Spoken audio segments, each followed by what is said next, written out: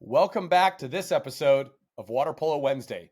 Ladies and gentlemen, you are not going to want to miss this episode. It's going to be longer than usual. It's going to be packed with some things we've never done or talked about before. We're going to kick it off with a men's signing at the men's level past college that has never, it's unprecedented. We're going to talk about the MPSF that's back in swing this past weekend. We've got WCC play, Big West play, cross-conference play. Oh, and we've got an exclusive sit-down, one-on-one interview with head coach of UOP, James Graham. And man, you are not going to want to miss what this guy had to say. I can't wait for this. Neither can you. All that and so much more coming on this episode of Water Polo Wednesday.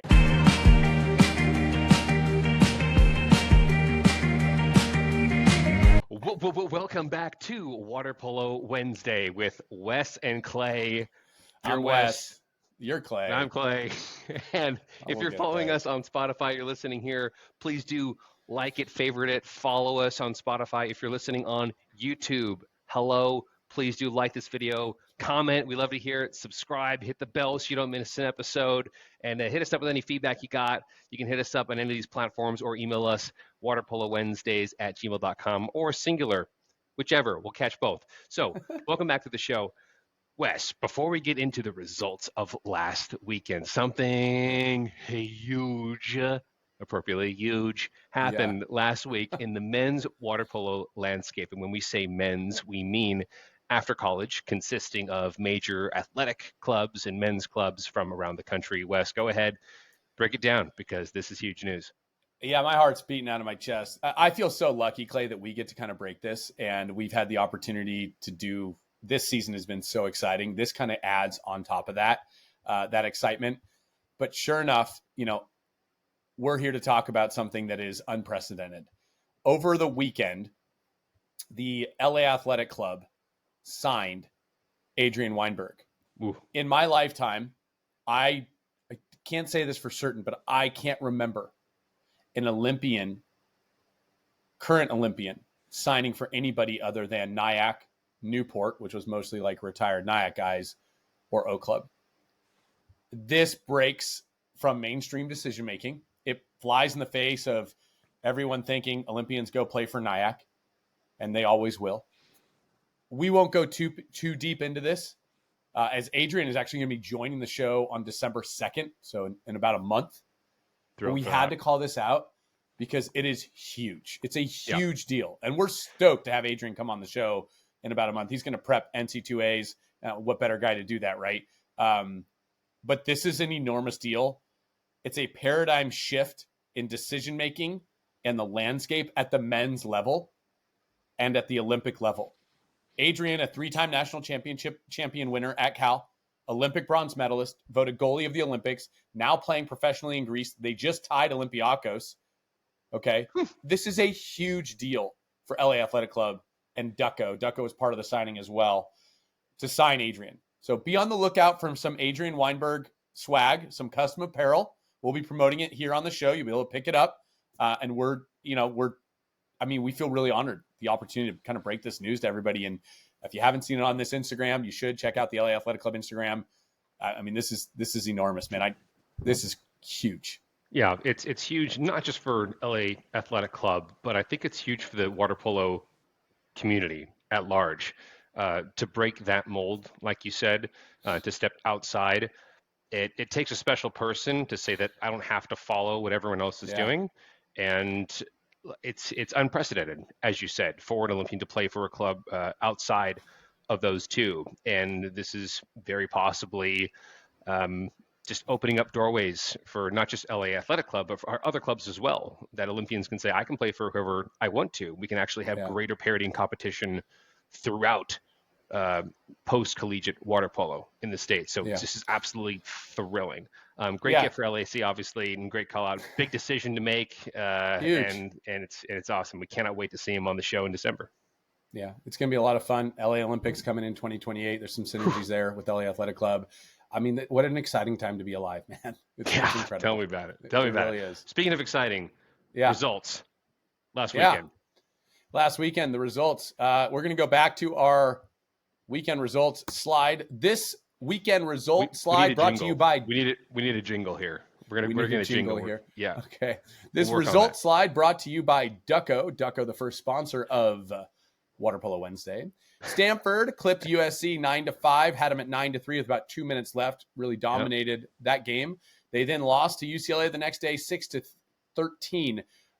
They got kind of whacked in the second half, only putting up one goal in the second half. We'll talk about those games a little bit. Cal lost to an overtime thriller to USC at Cal on Sunday, 17-15.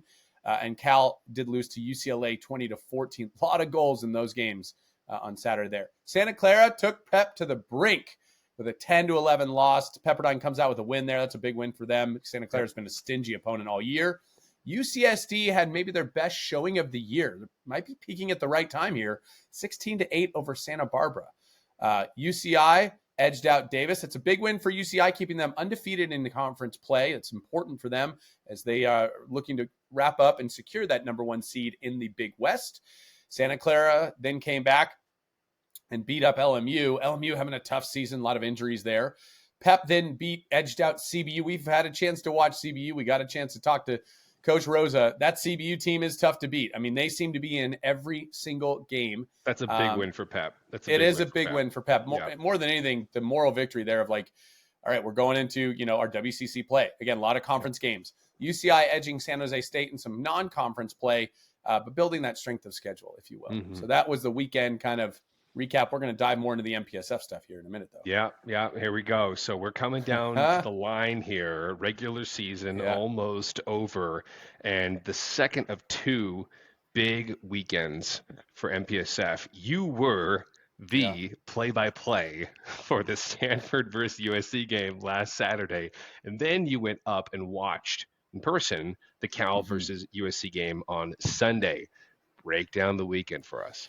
Yeah, well, first off, feel really fortunate that Overnight had me for the Stanford game. And to everybody who came up to me that said hi to me after the game, before the game, it warms my heart that you're so appreciative. And we don't get paid to do this stuff, right? We're here because we love this.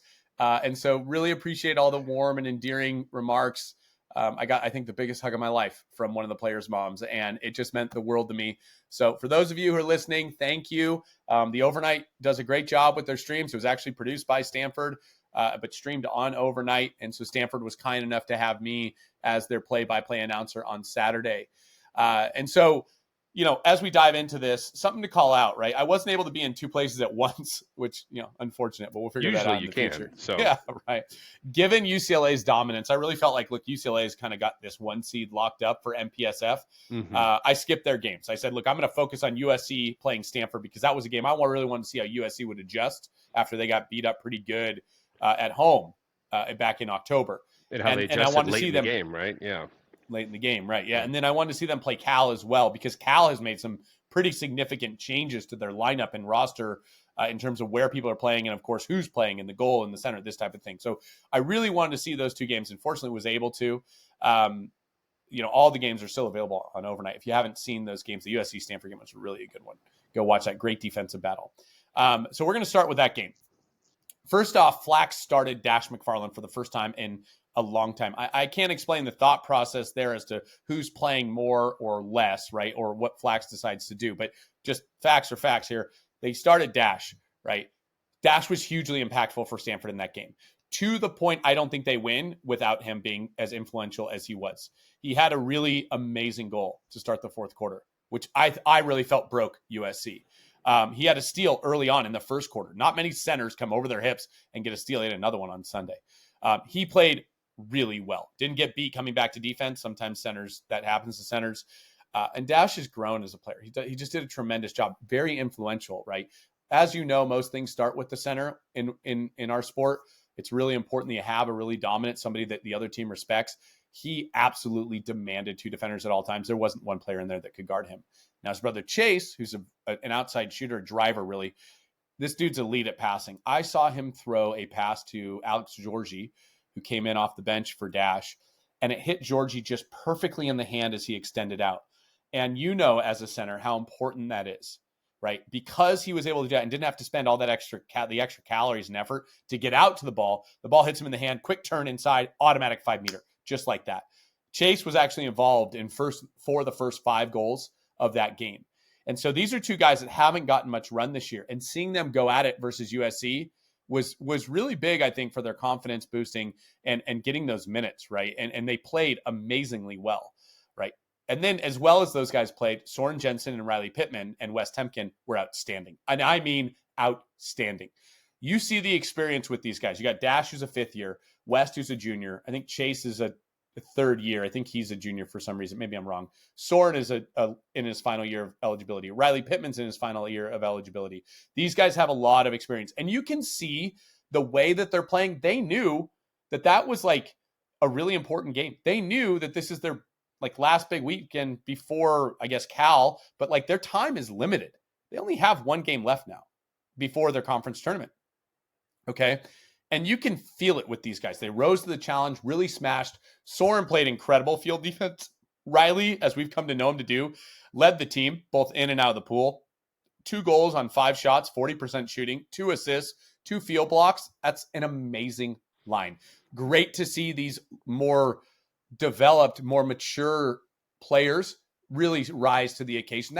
That's what we were talking about, a couple weeks back.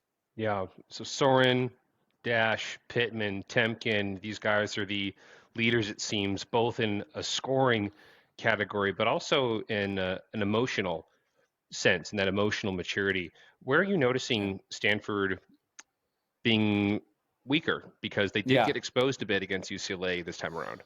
Yeah, the other side of the coin is a very similar story to the Cal game, where Cal really exposed Stanford, and UCLA didn't drive quite as much.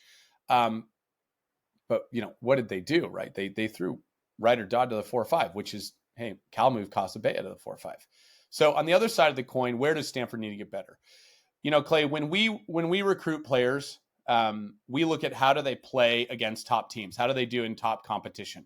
Because that's a really important metric, right? It's not fair to say, but it's sometimes easier to score against other teams for whatever, one reason or another, right? You have a little more talent, a little more athletic, a little bit. I think that's fair to say. Okay. Well, I'm trying to be democratic. Thanks, Clay. But we like to see how guys perform in big moments. That's a sign. It's a sign of character a lot of the time, right? Pressure doesn't build character; it reveals it. All right, that's what John Wooden used to say. And I'm looking at some of these statistics. I went through the statistics. I did this for both USC and for Stanford because I'm kind of curious about this. We know Cal has had their struggles, but the USC Stanford thing is like it's incomplete in my mind. So Ryan Ole he's a freshman. He's getting a lot of minutes. He starts like every quarter. He gets more minutes than pretty much anybody but Riley Pittman. He's struggling this year. He's gone 0 for 15 shooting against MPSF teams this year. And so with that being the case, it's really boom or bust. If Pittman and Jensen are shooting and they're on, they're going to win. Okay, they're going to put up 9-10 goals, and a couple of other guys will get some. Baton had a nice goal, and Georgie had a nice goal, and whatever else. So, but if teams shut down Jensen and Pittman and force the ball to be shot more by, Ryan Ole or Gavin West, who are younger, Stanford gets into a little bit of trouble.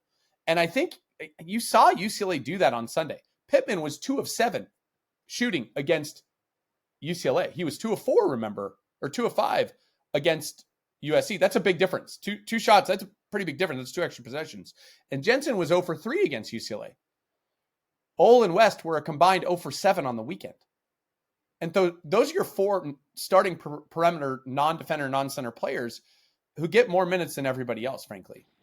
Yeah. And what happens is, and I'm not calling this out to shine, to say Ole's not good. That's not what I'm saying. The guy's a very good player. He's young, but he's very talented. What I'm calling out here is that Stanford becomes very one-dimensional, where it's going to be Pittman or Jensen in that line. And you go, we'll live with the alternative. And that's what UCLA did. I mean, when Pittman and Jensen combined for 2 for 10 shooting, and those are your best shooters that are in the pool the most, that's a tough day for Stanford. Regardless of what everybody else is doing, that's a tough day. Right? Yeah. And then, yeah, no, it's interesting. Like you said, comments we make about players, like we're not here to crush anybody, just like calling things out as we're seeing it, right? And it's interesting. they're very singularly focused, and it's almost, I don't want to say predictable. I mean, like, do you see many other guys scoring Yeah, I mean, I outside of don't. that? I know Chase McFarland will score. Baton's an elite shooter. Baton, he can score. He doesn't get a ton of opportunities to do it. You don't see Dash playing a ton anymore. He didn't play much in the UCLA game. And Painter, who has more goals in his career than anyone on that team, he's not playing much. He's not shooting a whole lot. And he played more against USC. It's good to see. But against UCLA, neither Painter nor Dash got much run, which hinders their ability to score goals. Like, those are your goal scorers, right? And I get it. They may not be your best defensive team. I think Stanford is very focused on their defense. And they're saying, hey, we have to play elite defense. But then they're not really complementing that with really good offense. Okay. When you put those guys in for a minute or 2 minutes at a time, maybe 4 minutes for the game, it's not enough to get a guy like Dash or Painter in rhythm to read the defense, because it takes time. It takes repetitions to be able to find gaps in defense and to shoot into. And they're not always immediately obvious, especially with a team like UCLA, who's very gap sound. Okay. And they stay in their lanes, stay on their blocks, basically, is what Adam will call it, staying on your block. They don't really make a lot of mistakes and get out of position a whole lot. And so when they do, you need experience with playing against them to know when that occurs. It's not something you can go in cold to. You've got to be able to kind of work and manipulate the defense, which takes possessions. It takes time. Yeah, takes being in that rhythm. That makes sense. And Yeah. talk to us about USC this weekend. We were really curious about USC this weekend in particular. What the heck happened versus Stanford, and how did they pull it out versus Cal? Yeah, well, Clay, when they played Stanford last time, we talked about this a lot. They refused to drive, and they settled for shots from the outside. And we called that out, that they needed to drive. Cal noticed that, and they drove. And man, did they just keep driving. They drove on UCLA. They drove on Stanford. They drove a ton on USC, and they beat Stanford. Now, I've known Pinta for a very long time. Pinta recruited me in 2002. Okay, I know Pinta. I know Pinta knows what the heck he's doing. The guy has more national championship rings than maybe anyone coaching currently. I'm 100% certain they practice driving, time drives, matchups. If you get a certain guy on you, take him on a drive in practice for the last month or so. I know that was a focus. I would be absolutely floored if that was not a focus. Okay. And yet, when playing Stanford, they once again settled for outside deep shots. And West Temkin just ate them up. And quite candidly, if not for Bernardo Hertzer in the goal for USC, they could have lost by quite a few more. I mean, Bernardo had some amazing saves. It could have been 12-5. It was 9-3 with 2 minutes left, and Stanford just played to run the clock, and USC got too late. But I mean, they were pretty inconsequential. The game was over, out of reach at that point. There was very little driving. When they drove, it wasn't really well timed or with much intention. We don't just drive to drive. We drive to get open. We drive to create separation. We drive to find space in the zones. You're not going to accomplish a lot when you just drive to drive. And then against Cal, I saw a completely different USC team. It was like Saturday was one team. Sunday, they look the same in terms of humans, but they play totally different. It's wild. Yeah. I mean, like, you and I know very well that movement is important. Even watching like the Olympics, it's really interesting to see some programs stay pretty stagnant in that front court offense, and those drives become imperative just to get the defense to do something and just force them to make decisions, right? Make the defense make decisions. The more decisions you ever have to make leaves more room for error, creates new lanes, right? They have to communicate more. That the talk more gets them tired out, right? Not to say the offense isn't working, but again, to your point, a program like USC, if there's been any criticism out of that program, is that those guys are almost robots for like how programmed everything is and how structured these plays are, and that they're very specific in exactly what player on what line is doing what and what the movement is and how it's called out. So that it seems like a different USC. But then that USC, you're saying, came out a little bit more on the Cal game. Yeah, and I didn't do the stream on Sunday. So Greg Mescal did the stream on Sunday for overnight. You did a great job. I think Greg does an awesome job with that. But in not doing the stream, I actually got a chance to kind of relax and watch the game. And so that was a lot of fun. I got a chance to chat with Pinta and say hi, and Kirk, both together and separately. they're both really kind to me. So in the off chance you guys watch this, thanks for being so welcoming. Pinto was like laser focused, man. He was like, he looked like he'd been up all night, and he was like, we got to go. And I love that. I love to see that kind of like that. I don't know if anxiety is the right word, but intensity. I loved his focus. Edge. And it reminded me, Clay. Yeah. Edge. Yeah. You feel it. It reminded me of our elite games and our focus and our prep when we'd be warming up. I can think of a couple of games where we were, pretty on edge. And man, USC came out hot. And they were standing up on their bench. It was loud on the bench. They looked like they cared, and they came out with this enthusiasm unknown to mankind. And what was amazing is Cal matched that enthusiasm and energy. And you can tell this game meant a ton to both of these teams. And here's why. Because really the winner of this game gets third and doesn't have to face UCLA in the first round of the MPSF tournament. Yep. That's a pretty big deal. Okay, UCLA they're not to be messed with. Okay, they're at an elite level right now, and I don't think anybody else in the country is at that level. So UCLA, if you can avoid them in your first game of the MPSF tournament, you give yourself a shot of getting to that final, which is it's a big deal for strength of schedule and whatever else. We're going to get. If I'm Stanford, I want to play USC or Cal. If I'm Cal, I want to play SC or Stanford. Like in that trio, like I'd much rather find myself in that pocket, and your odds are more in your favor than even though Stanford's beaten UCLA. That's the case. Yeah, and they have, but I think USC's beaten Stanford in MPSF invite, and I think they could get back to that. And I looked at this like this was the one game that was deciding the at-large. If USC had lost this game, it would have really hurt their chances of an at-large in the event that, a UOP doesn't win their conference or a UCI doesn't win their conference, something like that. So, in watching the game, the passing was elite. The driving was elite. The shots and the teams were getting were closer to the cage. The better angles. There were so many shots at the 2-meter line or at the 3-meter line on a drive, or even inside the 2 when there's a drive and the 5 takes it in. Like, it was really cool to see. Bernardo Hertzer had himself a terrific game. Another terrific game. Maybe the player of the weekend for USC, if not Carson Kranz. Again, Kranz is just, he does everything so well. They both played incredibly well.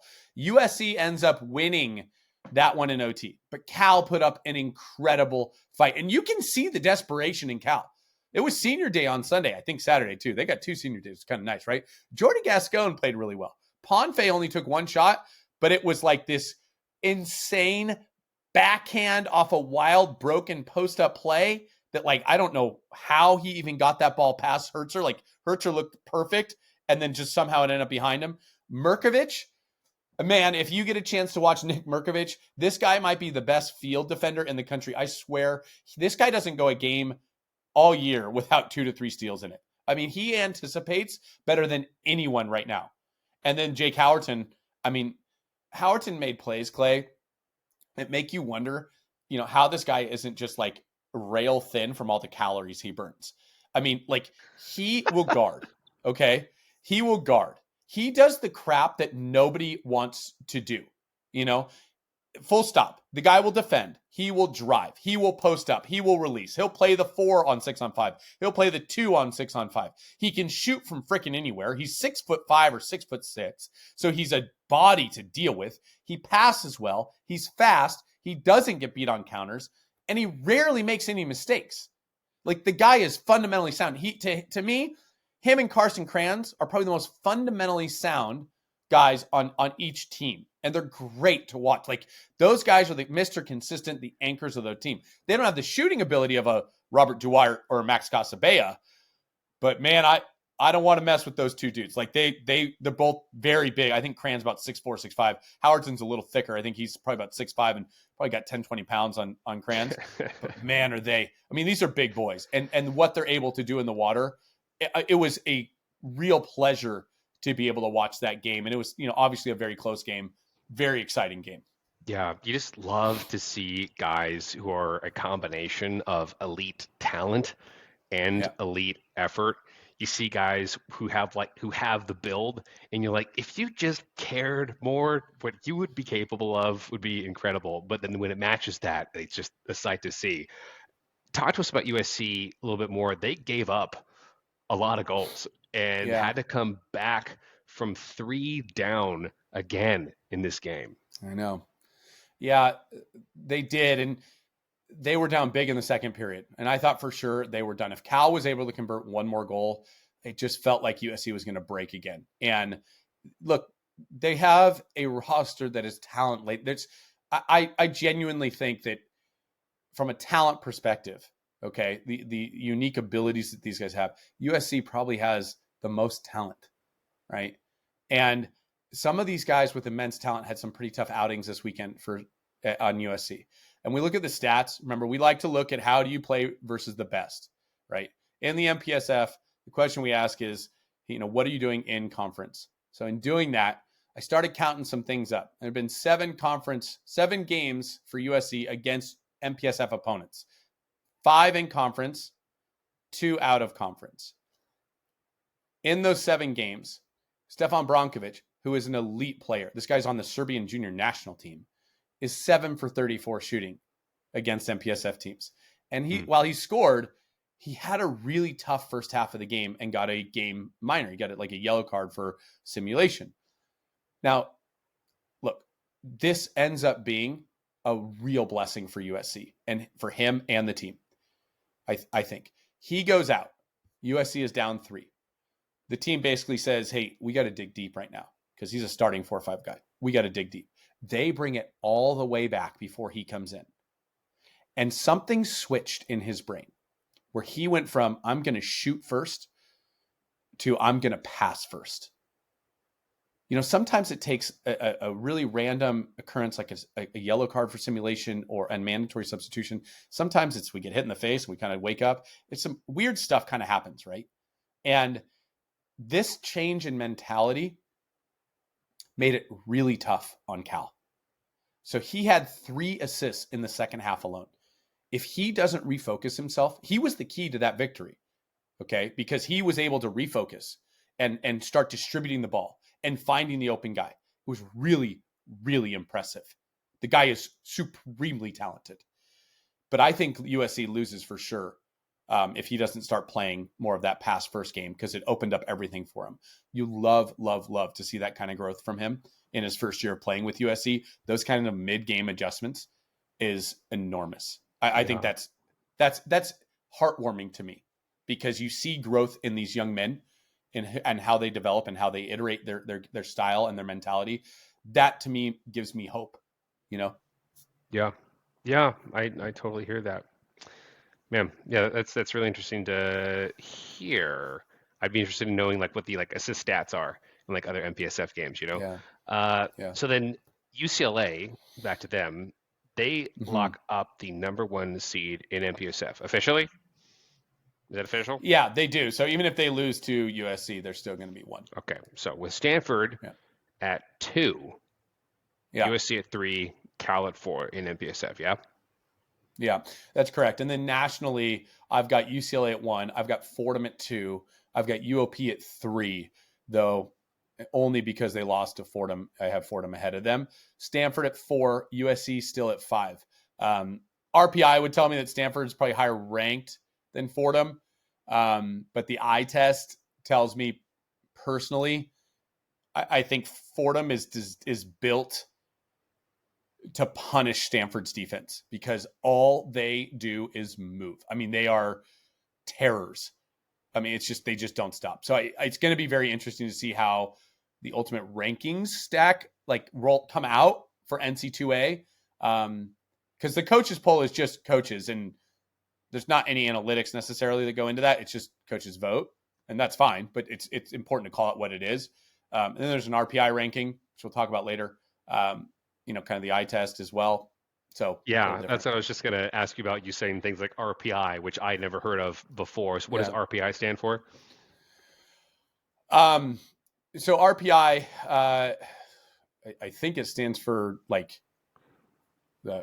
honestly don't know. What does RPI stand for? We'll go into that, but we learned a lot about RPI and what the national rankings that we see being called out on social media and stuff like that, and like what these rankings are and where they come from, and how it's all done. Like that's been a big topic of conversation that we've had, talking about like how do you rank a UOP and a Fordham versus a Stanford and a Cal in this scenario. And Wes, on top of a very exciting season, this podcast has been very exciting. We had the honor of having Coach James Graham at a UOP who went into depth about all of this for us. Wes, you can go on a little bit more about that. Yeah. So RPI stands for Rating Percentage Index. Rating Percentage Index, RPI. Yeah. And then there's the eye test. The eye test, which is something that I think, you have to see teams play. Sure. I don't think you should be voting on teams you haven't watched play. So the eye test is just a way of like having just a more subjective experience, but you've seen them, and it's another thing looking at data versus watching the team play. Yeah, there's always qualitative and quantitative, right? Yeah. And so during this interview that we did with Coach Graham, which, first and foremost, thank you, Coach Graham, for hosting us. We drove a couple hours out to Stockton. We sat down with Coach Graham. This was such a unique opportunity for myself to listen and learn from Coach Graham. You don't really know these coaches. I've met some of them. Some of them I know very well. Some of them I don't know at all. I never met Coach Graham before personally. They're pretty really mysterious characters a lot of the time. Them, yeah. Some of them are. Yeah. You only see them when they're screaming at people in the pool, right? Yeah. And really nice guy. Very welcoming, very encouraging. The whole time we were there and working together to make this happen, I was so honored that he would take the time out of his day. You know how busy these guys are. Yeah. To make this happen. Just incredible. So buckle up, everyone, because here comes the first ever Water Polo Wednesday exclusive with James Graham.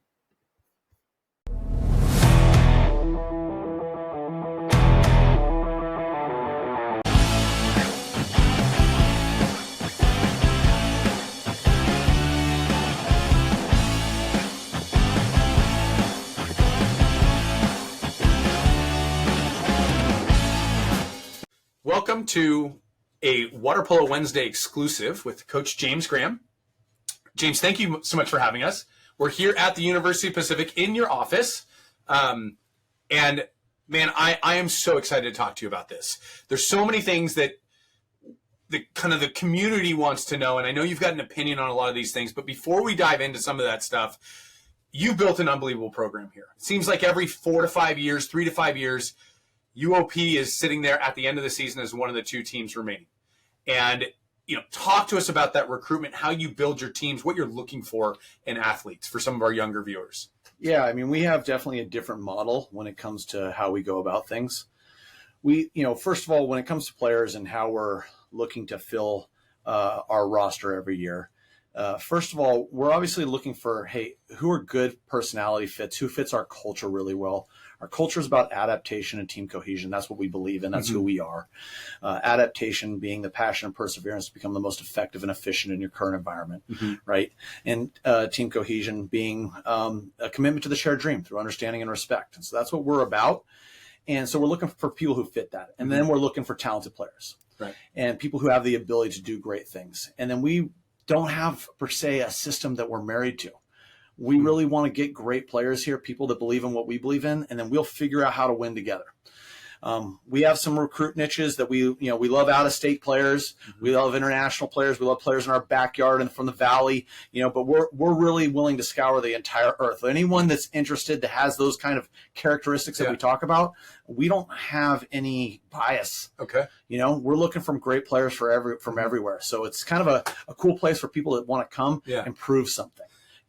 And so that's kind of how we go about building our roster. And, we've been pretty successful. Like you said, I think some people don't always understand the kind of success we've had over the last few years, which if you go back and go 2013, we were number 2 in the nation. Yeah. 15, we were number 3 in the nation. 16, we were 4 in the nation. Yeah. 17, we were 5 in the nation. 19, we were 2 in the nation. Yeah. 22, we were 4 in the nation. And right now we're sitting at 15 and 1. So pretty much almost every other year we've been there at that level, and we're competing consistently. And you've done a great job recruiting some great people, as you talk about, and great athletes. You've had a number of Olympians from Hungary that have come through here. Some national team players from Israel that have come through here. You've had, obviously, Ben Stevenson and Alex Obert. Yeah, fantastic players. Phenomenal players. Yeah. And so, obviously, you found some formula here to draw some incredible talent that have come through. What about your background lens? I mean, it is sales at the end of the day, right? You've got to convince people to come to Stockton. What about your background lens? How did you get into this and start to build this vision? Well, really, we're different. That's the reality. We're just different. When anytime someone comes and talks to us, say, I can't promise that we're for you, but what I can promise is we're different. Yeah. Right. And that's the reality. So and there's a few things that just make us very, very different. One of the things is kind of when all that success happened was me being able to marry my two passions together. Okay. Which is mathematics and water polo.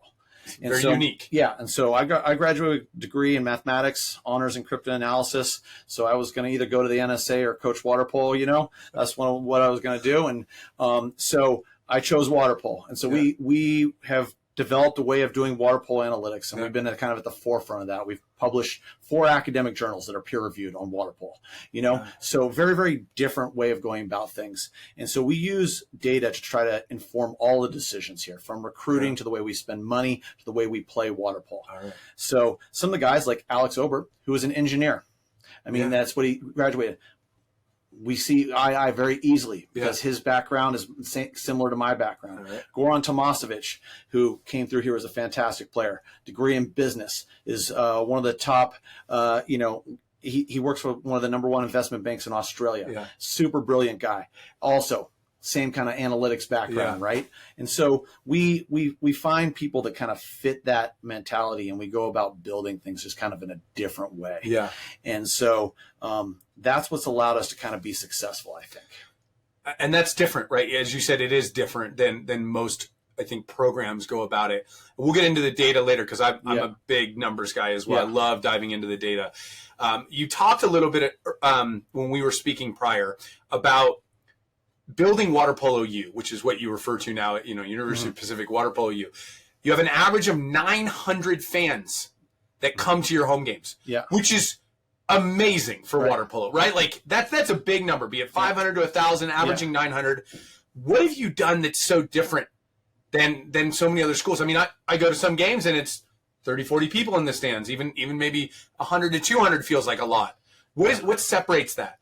Yeah, so I think sometimes when people think about Water Polo U and why we're kind of known as Water Polo U, I don't think they get what it means to us. Okay. And what Water Polo U means to us is not just about winning games and championships. That's a factor, no doubt. We want to have a successful program. We want to put a great product in the pool. We want to compete for championships, which we do on a regular basis. But it's more than that. It's about a university that loves water polo and that we try to make the best water polo experience for anyone, for fans, for the community, for players, for coaches, for all people that are involved. And so what does that look like and why do we put it in? Well, Mark Cuban, I was listening to an interview with Mark Cuban, and he said a lot of people think that the owners in the NBA are in the basketball business. No. Experience. He says, we're in the business of what are you doing with your Saturday night? Yeah. I love it. Okay. And we're in that business. Okay. We're in the business of, what are you doing with your Friday evening, Saturday at noon, whatever it may be? We want to create an experience for everyone that's involved. We don't want people to come observe our games or watch our games. We want people to come participate in an experience. And so that's what makes us really Water Polo U. It's our tailgates. It's that we have giveaways every time people come to the game. It's that we throw T-shirts out every time we score goals. It's that we have fan engagement on the scoreboard, and we're doing activities like who can put on a Frozen T-shirt the fastest at halftime, or an Oreo cookie challenge, or guess this 80s song, or whatever it may be. Yeah. We're engaging the fans on a regular basis, right? And then we're having post-game stuff. We've had live bands here. We have, when we do the national anthem, we'll have people come out, a band or a singer. We try to make every single thing as great as possible. I love it. And so when people come to our events, they get an experience. And it's not just for the fans, but it also makes an amazing experience for the athletes, because who doesn't want to play on a stage like that? Sure. Yeah. And so when you come to Pacific and you come to a home game, I always say it's like playing in the Roman Coliseum. The fans are right on top of you. It's intense. It's exciting. There's enormous energy. They're not all far away from you. They're not like out there. They're not quiet. They're loud. They're rowdy. It's a tough place to play. Yeah. But it's an exciting place to play. Yeah. You know? And so no matter who comes on our schedule, we always create a great environment. And that's a credit to our athletic department. That's a credit to our president. And then like after the games, this year we just started, we took the idea from the Sacramento Kings, Light the Beam. We bought a laser. It's, we have a laser, and we put the laser up on our university center after the games, announcing that we won, and we have free beers and milkshakes for all the fans that come up to the pub that evening after we win a home game. And that's just different. Yeah, it is. That's just different, and that's the value we put into it. That's what makes us Water Polo U. It's not just the wins. Yeah. It's the experience. Yeah. I mean, I want to come to a game. I want some free milkshakes and after games. That's enough to get me to drive out here. Yeah. And that's really incredible and so different than what everybody else is doing. I was at games this weekend, obviously the Cal USC, the Stanford USC games. And once the game is done, everybody files out and exits, and that's it. It's pretty much over. Now, maybe I'm not cool enough to be invited to some of the after parties, but it's not readily available. And so providing that, you've seen a continual increase in fandom and spectators that come out and spend their Saturday nights with you and get engaged and have a lot of fun. Yeah, I mean, I'll go up after our games to the tailgate, and there are families and parents and fans from the other team enjoying the tailgate with our fans and our alumni, because everyone that comes up there is invited. It's about having a great time with the water polo community. Someone's got to win, someone's got to lose. That's the way life goes, right? It is, But it's about, hey, having a great time and enjoying this sport, and that's what we really try to value here. And so that's we feel lucky. Mm-hmm. We feel lucky to be able to provide that kind of experience, and we hope that more and more schools do that, because that's what takes the sport to the next level. And and it's not just about winning games here. We want to continually help the sport grow.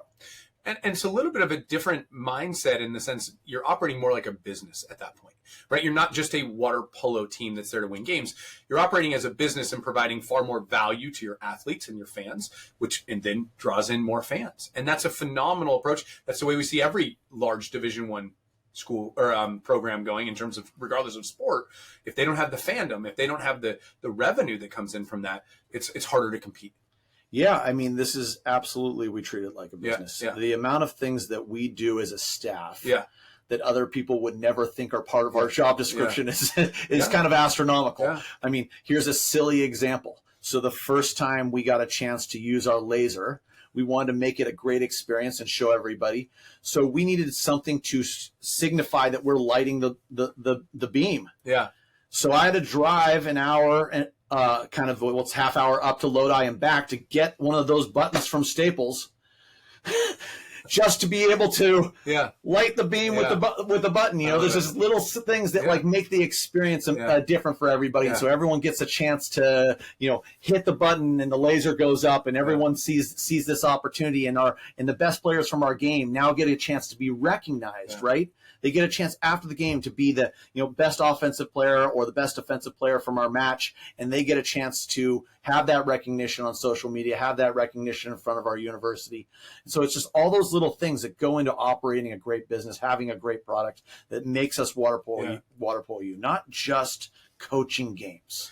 A million details making one big result, right? Like it's all, and water polo is similar, all the little details you have to do to be the best of the best. We have a phrase, Clayton, my co-host, and I, that how you do one thing is how you do everything. Mm-hmm. And I love that, hey, if you're that dedicated to building the fandom and the business aspect of it, you're undoubtedly as dedicated to making sure your team is successful. And I'm sure that carries over and the players feel that. What an amazing experience for them, truly, to be able to do the beam and be part of those little details that have taken you years to cultivate. I mean, our goal here is to have the best game day experience in the country for athletes, fans, and supporters. So cool. That is one of our top goals as a staff. Okay. Like, it is conscious. It's what we do, what we think about all the time. How do we execute a game day experience? I mean, another thing we do is we sell tickets to like high school players, where if they buy a ticket to the game, then they get to go to a clinic. And so we do a clinic after or before all of our games. and they get the price of the ticket is the same as the price is combined. So 2 for 1. Yes. So for, $15, they're getting into a Division I game, having an amazing experience with all of this. And then they get a chance to get in the pool with our athletes and coaches and learn a few things for an hour. And this is just, trying again to make an amazing experience and grow the sport. Yeah. And that's just different. We could talk about growing the sport for a really long time. Yes. It's something I'm very passionate about. I think a lot of people are. And the feedback we've gotten from this podcast is very much like continuing, similar to what you're saying of like doing the details and growing the sport. Yeah. And so now I think, look, there's a question that's been on everybody's mind. Everybody I talk to, all the different coaches, all the different players, every fan that, I get an opportunity to speak to at games, wants to know about scheduling. Now, I'm ignorant in the sense of I don't know how at-large bids are selected. I don't know if there's a formula for it. Yeah. I went back to the NCAA rules document last night, and I read there's head-to-head. Mm-hmm. I read that there is common opponents. Mm-hmm. Obviously, if you win your conference, you're in.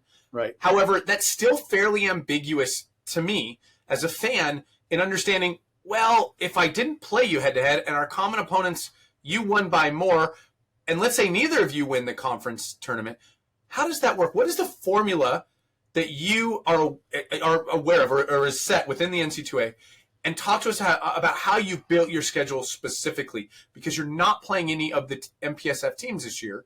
And that's okay, right? We're going to understand why that is. Talk to us about that formula. Talk to us about your philosophy with the scheduling. Yeah, so, the reality is the majority of coaches in water polo don't actually understand this, to be completely honest. Well, nobody in the blogs do either, right? So it's a very kind of mysterious thing. And then what happens is every once in a while there's a year where, it's not the traditional teams that that are in the mix. And then everyone's like, well, how did this happen? Yeah. And so it's kind of misunderstood. I would love to say it's super cut and dry, but it isn't. Yeah. But there is a process to it. There is criteria. There is a formula. There is all of these things. And the committee uses these different things to be able to make their decision. Who's on this committee? So it's a variety of people. There's athletic directors and there's coaches on the committee, right? So that's representatives from different universities. They change every few years. Okay. And so and then when this committee meets, if there is let's just say, like for right now, the chairperson of the committee is our athletic director. Okay. If we were in the process to be considered for an at-large bid, he would have to recuse himself. Got it. So anybody that is associated with a team that is in discussion has to recuse themselves. So like if a coach is on that. So there's no influencing, because obviously he's going to be biased. Right. So the committee size is always different depending on whether or not anyone has to recuse themselves. Right. Essentially. Got it. Right. And then there's a criteria. And recently, for the first time, it's been posted on Instagram, this rankings, the RPI rankings. And inside there's this, there's all this information that the committee gets given. It has to do with what your RPI is, has to do with your wins against top 10 opponents, wins against 11 through 20. But it's not what you think about wins against top 10. It's not the coaches poll. It's win against top 10 RPI teams, win against 11 through 20 RPI teams. Yeah. Okay, or losses there. Okay, yeah. So if you have, it's not necessarily the teams you think you would have to beat or the things that would count per se. It doesn't have anything to do with these coaches polls. The ACWPC is like half a coach's poll, half a mathematical formula, which is awesome. Which I was going to say you probably love. Yep, and I was actually mildly involved with it. Okay. Felix Mercado and Alex Mattal put this thing together, and they've done a fantastic job. And I helped in some small ways, but overall they get all this credit. They did an amazing job, and I think it's super accurate. And then the CWPA poll, which has obviously been what we've gone off forever, and has been a great thing for the sport, which is just a coach's poll. Yeah. But those rankings have no influence on selections. Have no influence on the seeding. Those are just outside factors. So you can't be like, well, why is the number 3 team over the doesn't matter. Doesn't matter. So it really comes down to RPI, strength of schedule, which let me clear up kind of something. RPI, what is RPI? RPI is this mathematical formula that got put together and been used in NCAA sports of a whole bunch. And some people hate it, and some people are okay with it. And I don't know really anyone that loves it. Okay, but it is what it is. And some sports are kind of going away from it, but we have it in water polo. Okay. And RPI is a mathematical formula that it takes your win percentage, your opponent's win percentage, and your opponent's win percentage. Okay. And they combine that to give you a score. Yeah. So what is strength of schedule? Strength of schedule is your opponent's win percentage with your opponent's win percentage. Your win percentage, okay, all of that is in RPI. So when people go, RPI is worthless, what we should care about is win percentage and strength of schedule. Well, that's literally the definition of the formula. That's literally RPI. Yeah. That's literally RPI. So everyone that says RPI doesn't matter, what you should care about is win percentage and strength of schedule, that is RPI. That is RPI. So they're synonymous. Yes, and so when people actually double weight things, they'll go, well, what's your RPI and what's your strength of schedule? So count them twice. Yeah. Count the same thing twice. Right? Okay. So what you're trying to do is the selection and the seeding are different. Okay. So there's 2 at-large bids. Yep. Okay. And in order to get into the tournament, all of these criteria are going to take in place. Mm-hmm. Your head-to-head, your win percentage, your strength of schedule. You want to put that together, RPI, what your last 10 games are, common opponents. There's all of these criteria that you go over, right? And those are published. Yep. Those are published. Yeah. And the committee can take those and they use those to make their decisions. And they weigh them a little differently depending on the year, depending on the circumstances. Okay. So it's not like saying like we have to go 1, 2, 3, 4, 5. They get to utilize these. And there's kind of like primary criterias and secondary criterias, but they can kind of value them in slightly different ways depending on the circumstances. And so the committee tries to use their best understanding and education to be able to make. That's where the subjectivity comes in. Yeah, that's where some of the subjectivity. So it's both, objective and subjective. But they can't just add random components. Yeah. They can't go, hey, you know what? But this team won the MPSF invite. That doesn't matter. Right. Because you have at least for now. Well, it's not part of the criteria before the season starts. It can't be applied at the end of the season. Right. And it can't really ever be because look, then what about the Princeton invite? Right. How do you value one tournament over another? Fair enough. That's super biased. Yeah.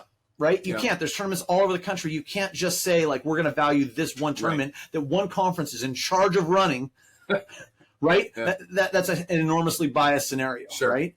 So you can't just add random criteria in. They got to use that to make the best decisions they can.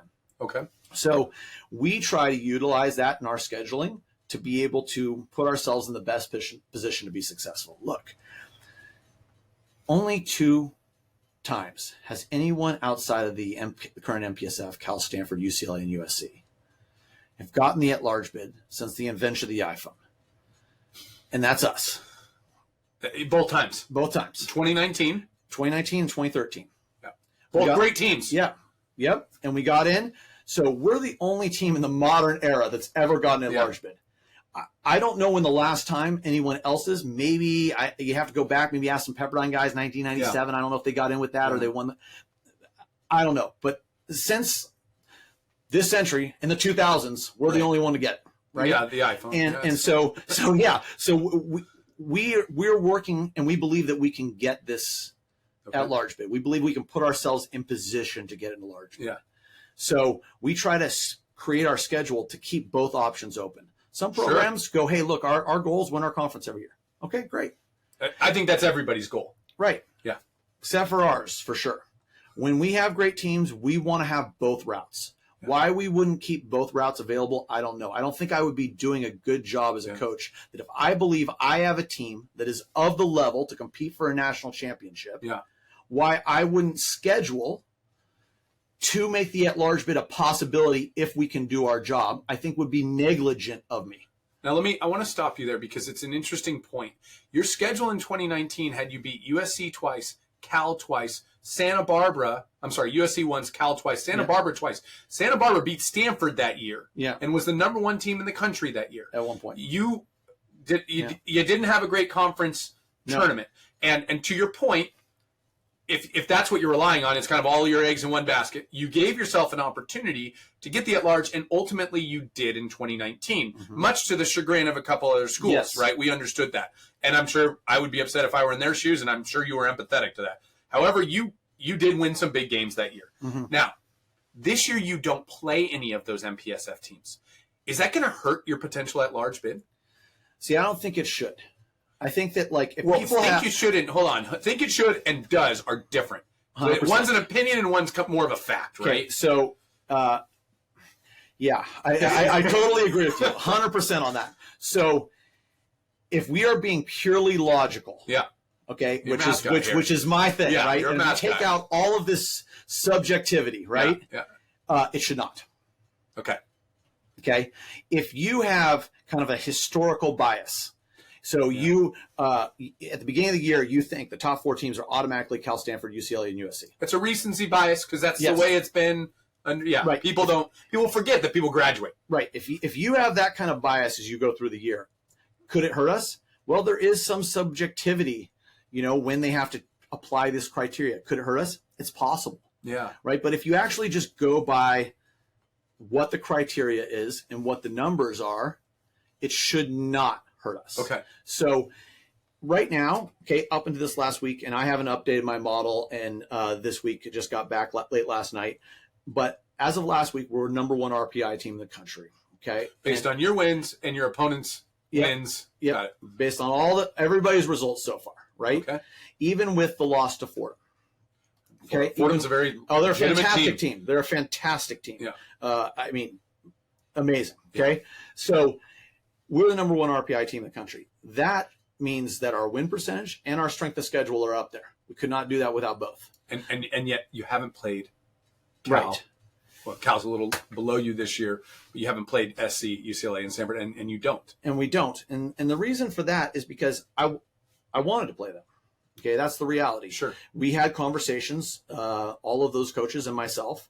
They wanted us to play the MPSF invite. Yeah. That was the only opportunity you had to play them in the schedule, it sounds like. No, the thing is they came to us and they said, we want you to play the MPSF invite. Yeah. But if you don't want to play it this year, because we didn't play it the previous year. Okay. So we have gone to their tournament. I've been here for 17 years. Okay. We've gone to their tournament every single time, except for last year was the first time. Now, starting in 2015, we went to only one of NorCal's and SoCal's. Okay. But in 2016, it switched, and they stopped doing NorCal's and SoCal's and went just to the MPSF invite. So we skipped one of the two in 2015 because of an RPI concept. Okay. But we went to one of them. Okay.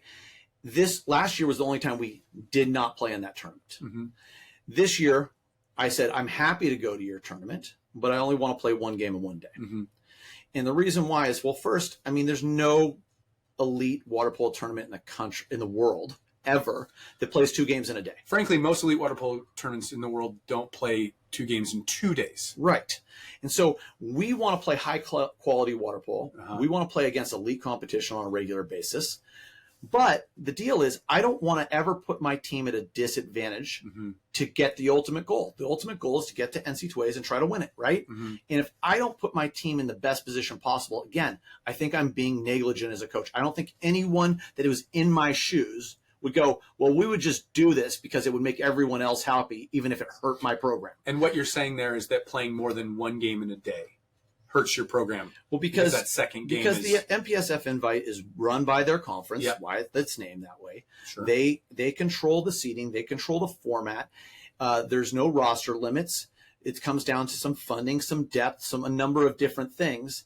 And if you look back historically at these tournaments, which I did, the way they're seated early in the season, when we haven't necessarily played each other yet, there's a recency bias. And those programs typically get ranked 1 through 4 all the time. Even when 2013 we had an amazing team, even 15, even 19, didn't matter. We never started out in the top 4. Mm.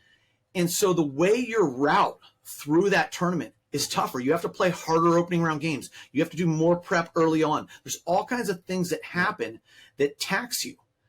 And so to risk the chance of getting knocked out, so if you look back at it, when I first did it to decide whether to go in 2015, okay?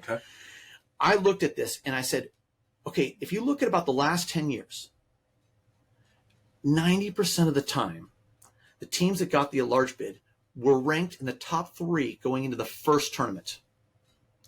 what are the odds that the preseason poll run by coaches from all over the country that don't know anyone's recruit classes, because half of them are East Coast schools that don't know anything about how strong all of the programs are because they're not following every recruit class, can predict at that level of accuracy the at-large bid? Yeah. It's a self-fulfilling prophecy. Sure. Recency bias continues to seeding matters. Yeah. Seeding matters. Route matters. Yeah. Look at the Olympics. You don't tell me brackets don't matter. Okay? Brackets matter, man. Yeah. Right? So I don't want to put our team in that situation. So I'm happy to play one game a day because that's a level playing field. Yeah, I'm going to back you up here. Yeah. So after we talked last week, I went through and I manually looked at every single game that Stanford, Cal, USC, and UCLA played. And I identified every single day that they played 2 games. Those 4 teams, when not playing each other, were undefeated for the last 4 years in the second game of the day. So anytime they had a day with 2 games, they were undefeated in their second game, which hard enough to win one, undefeated in their second game until Pepperdine beat Cal this year in a double overtime sudden death game at the Triton Invite down in San Diego. Mm-hmm. They were 51 wins until that point. So there was 1 in 52 games. Basically an anomaly at that point, right? Statistical anomaly. Right. I'm sure I could keep going back. Yes. And it would probably be the same. However, when you look at one-off games, single, call it a Saturday night, what is Mark Cuban? What are you doing for your Saturday night? A big game Saturday night, you've knocked off Stanford. You've knocked off USC. You've knocked off Cal. UCSB has beaten Stanford at Stanford in 2019. Long Beach has beaten Stanford in their first game of the season, almost like Princeton did against UCLA in their first game of the season. And then they took a total nosedive the next morning because they were just, I mean, you could see it. Yeah. Where Cal had a much easier first game. 100%. And so to your point, there's statistics to back that up that, hey, you're basically shooting yourself in the foot if you're going to be playing an MPSF team, your second game in a single day, or even, I will go as far as saying this. UCLA went to overtime against Davis because Davis played a Friday, Sunday, and UCLA played a Saturday, Sunday. And they played Davis on that Sunday. And they were tired. You could see it. They went to overtime. Davis came out hot. USC played Davis the next week on Saturday as a standalone game, no games prior or after, won 18-10. You can't, and then USC losing. So you talk about that. USC loses big to UCLA. Right. So look, something's got to give there, right? So there is certainly this factor in our sport, which I think is more physically demanding, frankly, than any sport in the world. To have to play multiple games in a day, multiple games over a weekend, I mean, that's taxing on your body. That's very tough, mentally and physically. Yeah, I mean, we don't do random. No. This is not a random decision. No. This is all data informed, like the data you came up with. If everyone can go out and do the research, it's not in our advantage. It is an actual disadvantage to play those games. And why, as the head of a program, I would put my team in a disadvantage doesn't make any sense. So if we didn't play the MPSF invite, I said, we'll play if it's 1 game a day. I'll even play if it's 2 games in a day if we do blind draw. Meaning it wouldn't be preset seating, right? Where you potentially could get 2 MPSF teams in Saturday, right? Or they can have to play themselves twice. Have to play each other twice, Or they can have to play themselves right out the gate, or they can have an entire bracket only with themselves, right? But hey, I'm okay with those things. But they said, hey, look, if you don't do it, then we're not going to play you. Okay. And no other opportunities later in the season. I don't hold that. I don't take that personally. I don't hold it against them. That's a decision they made. Now it's unprecedented. No one's ever done this in water polo. No one's ever got together and done this, right? But that's the decision they made. They wouldn't play us home or away or in any other tournaments if we didn't go to the MPSF invite. So because you didn't play in that tournament and kind of said, look, this doesn't work for us, there was no opportunity then for you to play them any other way. They wouldn't put us on the schedule. Okay. So once they wouldn't put us on the schedule, we went out to build a schedule that we believed can get not only an at-large bid, but get the number 1 seed, which historically the seeding for NC2As is done off of RPI. Okay. That's the most common way to seed it. Okay. So if we can get the number 1 RPI in the country, we could have a chance to be the number 1 seed if we do our job. If we don't do our job, then we don't deserve it. Right. Yeah. So, and that's true for any team. Okay. Of course. Yeah. And so it would be bad for a sport if there were a group of programs that could control whether anyone else was allowed to get the number 1 seed. Well, that wouldn't be much of competition at that Right. point. Right. So it has to be a route in which if some teams choose not to schedule, that it doesn't mean you're eliminated from the opportunities to compete to get an at-large bid. Doesn't mean you're eliminated from the opportunity to get the number 1 seed. And it's true that you can get all of those things if the committee truly looks at the information and the metrics. If we were able to do that job, or anyone was able to do that, Fordham does that job, can deserve the number 1 seed. What is why it has to be objective.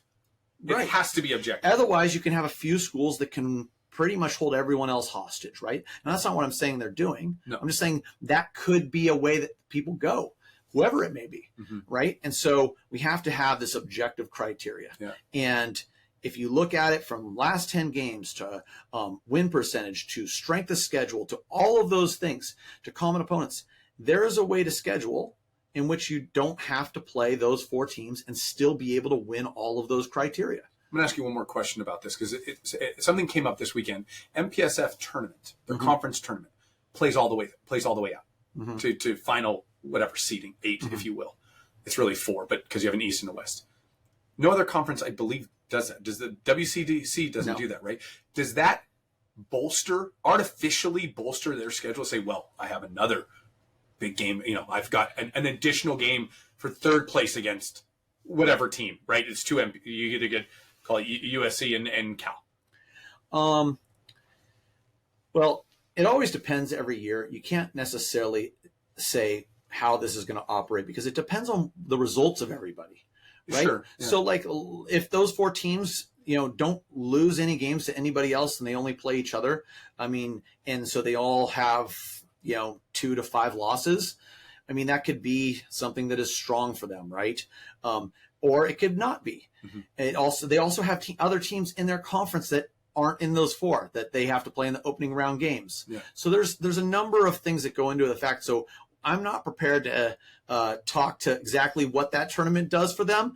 I'm going to let them make their own choices, but I will say their conference tournament, like all of our conference tournaments, do impact our numbers. Yeah, and so to that point, like, should every conference tournament operate the same, where nobody plays out or everybody plays out?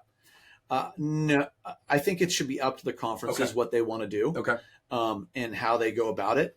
I don't think it should be mandated. I think you want to give an opportunity. What I'm in favor of is the opportunity for everyone to have an equal chance of being successful. Okay, that's what I'm in favor of. And that means depending on your conference, you may want to play a lot of conference games or maybe less. You may want to play your tournament out. Maybe you only want to play the games until you're eliminated. But what every conference and every team should have is the ability to schedule in a way that gives them chance to be successful and to have a chance to win the national championship and get a number 1 ranking. Yeah. Right, to go into it. And if that's the case, then I think we have a good sport and a good system. If we don't have that, I think it's bad for the sport. I don't know how anyone can argue that making everyone else do something that's not in their interest would be good. Yeah, parity drives fandom. Parity drives excitement, right? As difficult as it has been, where Cal has been so dominant for 3 years, to see them lose in an opening weekend to a Pepperdine, that brings viewers. You talk about the business aspect of it. Right. That creates excitement. My opinion is that this is the most exciting season we have had in a really long time, right? To have Fordham doing what they're doing, to have UOP as talented as you are, right? You got Pepperdine winning some big games like that. You've got UCI that's really done quite well. And to have that going on in water polo means it's much more exciting than, Team A is playing Team B. Team A is going to win every single time. And to your point, right, that's good for the sport. Because then more people get involved, it's higher tension, more exciting. There's I read this book about analytics, and one of the things it was talking about metrics for predicting fans. And as I said, there's a formula for it. It's the importance of the game plus uncertainty of the outcome. The uncertainty of the outcome is what drives it. Right. And so when you have games that are important and when you have uncertainty, those 2 things make people want to show up. Absolutely, right? Yeah. And so that's also why, like, take the MPSF invite or take another tournament, we can create games that are more important, and the uncertainty of the outcome is more exciting. And so this year, I 100% agree. This is the strongest NCAA has been pound for pound, 1 through 20 I've ever seen. No doubt. Yeah. No doubt. You look at Santa Clara's having a great year. I mean, you look at CBU's having a great year. It's really Harvard beat Princeton. Yeah. And I mean, aside from Fordham's conference, where they seem to be steamrolling through, every conference seems to have, contention. There's tension there. There's the uncertainty of outcome seems to exist. Yeah, and that's great for the sport. Yeah. That's great for the sport. When Fordham got ranked number 2, I was stoked. Yeah. I was stoked in the CWPA poll. It sure helps your RPI. Yeah, I mean, it does help our RPI. They're a great program. I mean, it was tough losing to them, but they got an amazing team, and I'm super happy for them. And having teams like them and Princeton out on the East Coast right now with a number of other schools. I mean, obviously Harvard, Brown. I mean, there's all kinds of great schools out there. I mean, they're competing at such high levels. It's awesome to see. I'm stoked about it, even though it makes my job harder, even though it's more difficult to win. I mean, that's a really good thing for our sport. And so that's when we talk about that scheduling and that selection process, to me, when you look at trying to figure out how you're going to seed this, I think that if you're going to kind of be just, what would happen if you took all the teams that got into the tournament and you replaced all their names and just went team A, team B, team C. Based on RPI. And you didn't know what their names were. Shouldn't that be how it's done? Right. And then you look at, well, this is their record. This is their strength of schedule. This is their last 10 games. Yeah. And if you saw a team in there, like say Fordham, hypothetically, they go undefeated. Okay. And if they go undefeated and they're in there and they're, say, number 5 RPI team and they have a win against the number 1 RPI team, say we were the number 1 RPI team, why couldn't they be the number 1 seed? Why wouldn't they? Shouldn't they? How could you argue otherwise? Right. Because their name is Fordham. And to your point, if you remove that label and you're looking at it, you're probably thinking they're probably UCLA. Yes. If you put UCLA's name on there, it'll be a no-brainer. Yeah. Right? And so that's where you just think about this really, really differently. Yeah. And as much as we have this kind of, recency bias that we've talked about, you can't just put people in because what their name is or their school colors and their mascot. You got to look at what the information is. And I also think you got to make just decisions for the growth of the sport. And if Fordham were to do that and they were to get the number 1 seed, I mean, good for them. I'm stoked. That's great for water polo. I mean, I got my own personal thing about Pacific. I want us to get the number 1 seed. I want us to still do it. I'm still fighting my butt off to try to get this thing. Yeah. Right. But if they got it and that was the argument. Yeah. Good for them. Yeah. Good for them. I'm not mad. Like that's great. And so, in Fordham, I know they tried to schedule, the MPSF teams. It didn't work out. I'm not in knowledge of why that happened. I know why it didn't happen for us, but look, they put together the best schedule they can. Shouldn't they have a chance? They did their job. They beat Princeton, a great program. They beat us. They've beaten some top programs. They came out, played San Jose State, Santa Barbara. They've done the best they can scheduling for being out on the East Coast and having the travel requirements. I mean, they're in a great position. Yeah. Yeah, you play the schedule. You play the schedule. You are what your record says you are, and you play the schedule you have. You can't change that. You shouldn't penalize the kids, the athletes, for the fact of the whatever politics or whatever schedule that they were given. Those guys go out. Everybody's playing hard to win. It is what it is. I mean, there's upsets that occur all the time, Yep. This has been amazing. So thank you for that. I think the next thing I want to touch on in our final segment here is around you're going into conference. You are the favorite. I mean, just far and away the favorite. You've done. I know you're going to hate. I'm giving you. You're going to jinx you, right? Yeah. Going into the WCC, good conference, very good conference this year. You've got Pepperdine. You've got San Jose State. Really is the next level. How do you stay focused on that? How do you keep your guys focused on your conference? Your next couple of conference games. Let's not get ahead of those. Your conference tournament, and then not being focused on the NC2A tournament too early. Yeah. There's a lot of things in here. There's a lot. So more mentality. So I'm going to start out with the fact that if you want to try to get in a large bid in the first place and kind of tying these two topics together, sure, you have to be ultra consistent. It's so hard to get in a large bid. It's so hard. Yeah. It is so hard. It's why it's only happened twice, right? It's so hard. You have to perform at an elite level every single time you jump in the pool. You cannot make mistakes. right? And so it's really hard. And so that is something, because we go for at-large bids on a regular basis, that we try to drive inside our program, that you have to peak perform every time you get in the pool. Now, we don't always do it, but we're trying. Most right? athletes can't. We're trying to do it. And so what, for our conference, how we don't get ahead of ourselves is this is how we do things all the time. Yeah. You go back to how you do anything's how you do everything, Yeah. right? Okay. This is how we do it all the time. Yeah. So we're always trying to focus on the next opponent. And the WCC is extremely strong. We're the number one RPI conference in the country. Yeah, again, it's a great conference. Yeah, and so it's really strong. Yeah. It's really strong. Pound for pound, top to bottom, every single game is difficult. And I don't think at this moment that we've done anything or anyone else has done anything to say, hey, you're the clear favorite at this point in time, because I mean, like you said, Pepperdine beat Cal. Irvine beat Cal, and CBU beat Irvine, right? I mean, so you look at it, and there's big wins all throughout this conference, and so taking each game super seriously is important for us. We get a chance to host the WCC here, which we're really excited about. We're going to put on a show, like not just our team, but we're going to make this an amazing tournament to come and experience. We're going to go full water polo U on this tournament, right? Man. And so I can't wait to host it, but it's going to be really, really difficult. We got Santa Clara this weekend and CBU, two really tough games back to back. Then the following weekend, we're going to have Pepperdine at home. That's also going to be a tough game. Conference, final game of your conference. Final game of conference. So there's a lot left to be decided. Yeah. And it's really about our athletes just understanding that you have to be in next possession mode for an entire season. Yeah. You can't get ahead 2 possessions. You can't look back a possession. You got to be in this possession, right? In this game, in the next moment. And so that's what we really focus on. And we know by doing this, and if you watch all the teams out there, there's been so much parity. Yeah.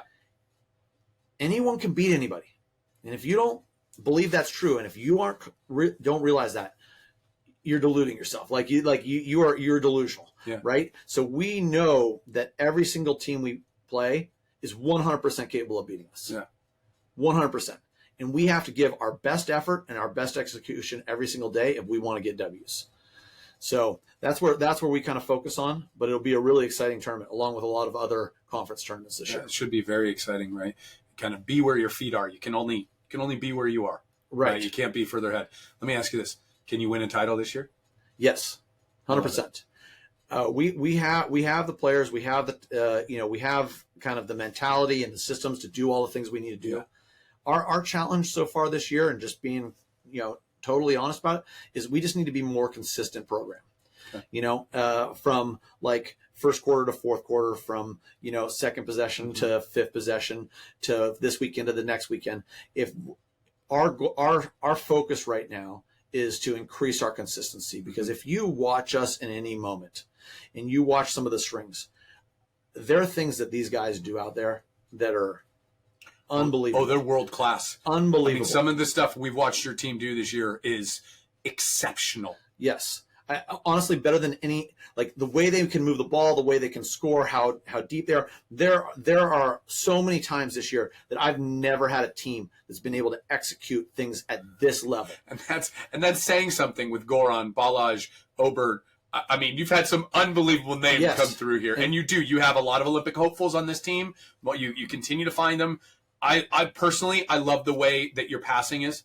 The way Rue manages your 4-5 side as a righty, so talented to watch him.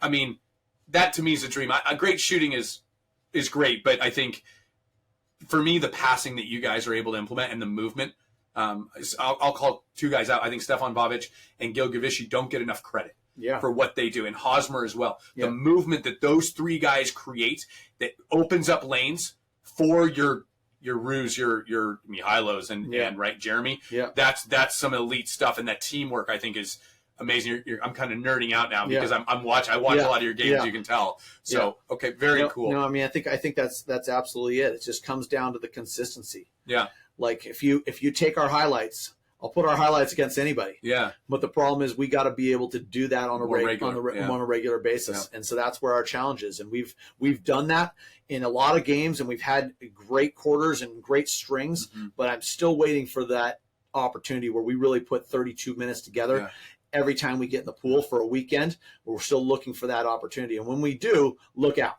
And so we are, I believe, one of the most dangerous teams to face in the country, and that we can win this. All we got to do is, put it together for us. Yeah. I think every team faces that. I think every team faces, you look at some, even top-ranked teams every year, some of them are better in first than they are in fourth quarter. And that means something in tight games and in one-off kind of battles like that. James, thank you so much for having us. This has pleasure. been phenomenal. I can't thank you enough for the opportunity to be here. Special thanks to Jimmy. You guys can't see him. Jimmy, CEO of Ducko, drove up from LA to be here at Stockton with us. We're very lucky he's helping with the production of all this. We are on site here in Coach Graham's office. Anything you would like to end with that you would like to say? The studio is yours, man. I can't thank you enough. It's a very cool experience for us here. Well, it's been a pleasure to be a part of this, and we really are glad that you're putting together this podcast and helping share all this information with the water polo community. I think it's a great service.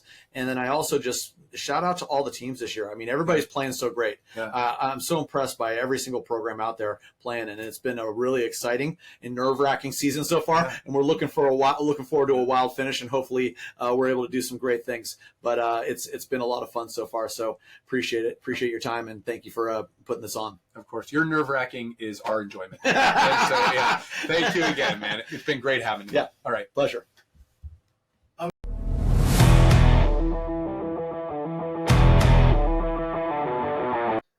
Man, that was incredible. I'm going to have to go back and watch that a couple of times because this is a side of water polo that I didn't know existed, and that was majorly fascinating. Thank you. Yeah, what an experience. Yeah, just so authentic, right? I mean, for him to sit there and break down the thought process behind RPI and how teams should be ranked, and just kind of that recency bias that we see. Recency bias, yeah. Yeah, it's really, I mean, it's something, it's a different way of thinking about things that far less emotional, far less qualitative. I'll say that. Yeah. Well, that was episode 8. That was episode 8. We made it through 8, Clayton. This is unbelievable. For those of you who don't know, we film on Mondays, and next Monday is actually Veterans Day. And so in honor of Veterans Day, we are going to have our first ever veteran on the show. Kiefer Black, a member of the Navy water polo team, will be joining us on Veterans Day, because we do film on Monday, November 11th. Thank you for your service, Kiefer. And Kiefer, thank you for your service. A number of guys that we know in the service teams. So look forward to that next week. We'll also do kind of a conference wrap-up, conference summary on where things stand going into the final weekend of the regular season. All that, and of course, so much more. Thanks all for joining us. Be sure to write in, follow, and thank you for all the wonderful comments.